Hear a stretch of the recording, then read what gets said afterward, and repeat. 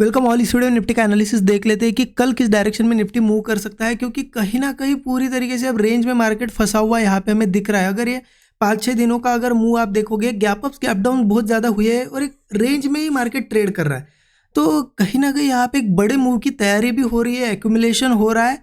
लेकिन ऐसे में हमें इंट्राडे ट्रेड करने में या पोजिशनल ट्रेड करने में थोड़ी सी यहाँ पे इशू दिक्कतें आ सकती है। जैसा कि आज का मार्केट देखो, बहुत ही क्लियर हमने यहाँ पे कल के दिन एनालिसिस किया था कि मार्केट जिस तरीके से गैप अप करता करता ऊपर गया था और गैप डाउन हुआ था, गैप डाउन के बाद भी यहाँ पे मंडे के दिन मार्केट पूरी तरीके से रिकवर कर गया था। तो ये पूरा साइन था बुलिश मार्केट का, क्योंकि गैप डाउन के बाद मार्केट पूरा रिकवर कर जाए तो यहाँ से अपसाइड की पॉसिबिलिटी होती है। तो हमने डिस्कस क्या किया था कि चलो नीचे ओपन भी होता है तो हम कहीं ना कहीं सेलिंग इतने अग्रेसिवली नहीं करेंगे, बाइंग का कोई ब्रेकआउट वगैरह दिखता है तो हम वेट करेंगे।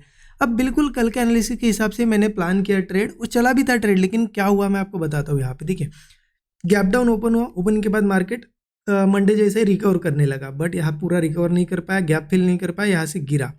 यहाँ पे देखिए मॉर्निंग में ओपनिंग के बाद एक ट्राई हुआ था लेकिन ऊपर आया, यहाँ पे एक ट्राई हुआ लेकिन गिर नहीं पाया, यहाँ पे अगेन एक ब्रेकडाउन भी बना।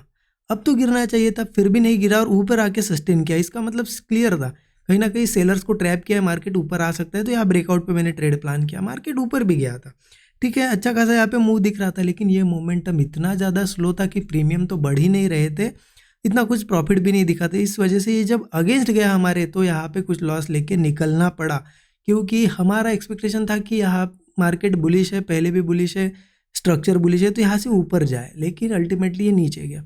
और उसके बाद क्या हुआ देखो आप, मतलब पूरा अगर दिन अगर देखोगे, हमने तो एक क्लियर कट अच्छा यहाँ पे एनालिसिस करके ट्रेड प्लान किया। अदरवाइज अगर रैंडमली किसी ने ट्रेड प्लान किए होगे तो साइडवेज में फंसे होगे, क्योंकि देखिए ऊपर नीचे और फिर यहाँ तो पूरी रेंज ही बनी। मतलब यहाँ अगर कॉल भी लिए होगे किसी ने या फिर पुट भी लिए होगे, दोनों को टाइम डीके या फिर प्रीमियम डीके की वजह से यहाँ पे कहीं ना कहीं नुकसान ही देखने को मिला होगा, राइट। अब इम्पोर्टेंट है कि कल क्या कर सकते हैं। देखिए अगर मार्केट की कंडीशन देखी जाए, इस दिन भी गैप डाउन हुआ था, चलो रिकवर कर गया, फिर आज यहाँ पे इतना बुलिश के बाद गैप डाउन हुआ और ट्राई बहुत किया ऊपर जाने के लिए, लेकिन बार बार नीचे की क्लोजिंग दी, तो इससे वीकनेस अब दिख रही है। तो अगर वीकनेस को सपोर्ट करता हुआ कोई सेटअप बनता है तो ज़रूर हम सेल साइड का ही ट्रेड लेंगे, ठीक है।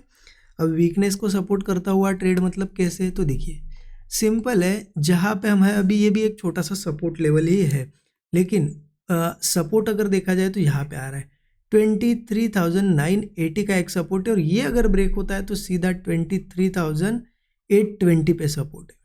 तो इतना समझिए कि मार्केट अगर इन्हीं लेवल्स के पास ओपन होता है, ठीक है, ऊपर जाने की कोशिश करता है और नहीं जा पाता है और कोई ब्रेकडाउन बनाता है, तो क्लियर है 980 का एक यहाँ पे देखिए बीच में 24 भी है, लेकिन सपोर्ट मुझे 980 पे दिखाई दे रहा है। तो पूरा रेंज भी पकड़ सकते हो, क्योंकि 24,000 मतलब क्या है, एक साइकोलॉजिकल सपोर्ट है, 980 का भी एक सपोर्ट है। तो ये 20 पॉइंट की पूरी अगर एक रेंज पकड़ोगे तो भी चलेगा, तो यहाँ तक ज़रूर आ सकता है इस रेंज में। एक बार 980 ब्रेक हो गया तो फिर 820 पे ही सपोर्ट है। मैं इसलिए ये सपोर्ट्स बता रहा हूँ क्योंकि वीक है, वीक मार्केट में हम सेलिंग करेंगे, लेकिन उन सपोर्ट्स पे मार्केट बाउंस बैक कर सकता है थोड़ा बहुत, क्योंकि कोई भी सपोर्ट यहाँ पे रिएक्शन दिखाता है तो वहाँ आप चाहे तो बुक कर सकते हो। अगर कंटिन्यूएशन में रहता है मार्केट तो जाने दो, जब 820 भी ब्रेक होगा 23,820 तो फिर बहुत बड़ा मूव भी आ सकता है मार्केट में। अब देखिए वीकनेस के साथ क्लोजिंग मिले, हो सकता है सीधा ही गैप डाउन हो। मैं देखिए प्रोबेबिलिटी बता रहा हूँ, मैं ये नहीं बोल रहा हूँ कि होगा ही।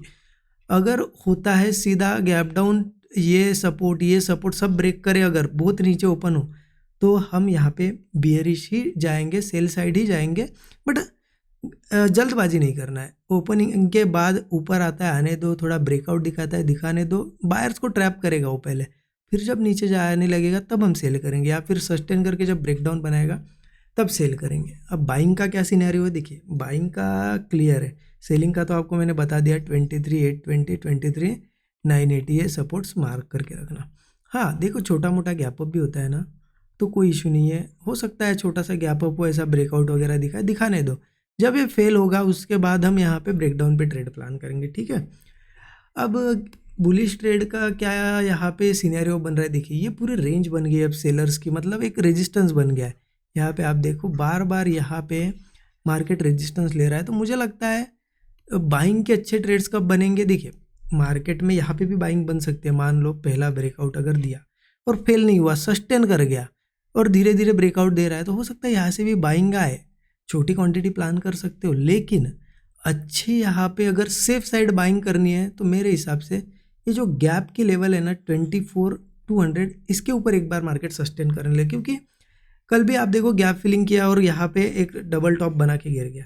तो मुझे लगता है 24,200 के ऊपर ऊपर मतलब इन रेजिस्टेंस के आसपास सस्टेन करे, इस बार गिरे नहीं वो, फिर सस्टेन करके ब्रेकआउट दे, तब जाके कॉल लेने में यहाँ पे मजा है और फिर यहाँ से अच्छा मूव मिल सकता है। अभी के लिए पूरा स्ट्रक्चर वगैरह सब देख के मुझे सेल साइड का मार्केट दिख रहा है। ठीक है, मैं बाइंग का इसलिए बता रहा हूँ क्योंकि हो सकता है कोई न्यूज़ आए, कुछ आए, सीधा गैप अप हो, तो आपको पता होनी चाहिए लेवल्स की, कहाँ पे क्या करना है। बाकी मैं शेयर तो कर ही देता हूँ लाइव मार्केट में जो भी सेटअप बनता है, जो भी ट्रेड लेता हूँ। आज का भी ट्रेड यहाँ पे शेयर किया था, स्टूडेंट ग्रुप में शेयर करता हूँ, डिस्क्रिप्शन में डिटेल्स वगैरह चेकआउट कर सकते हो। आई होप आपको एनालिसिस अच्छा लगा होगा, ज़रूर कमेंट बताइएगा। Thank you so much everyone.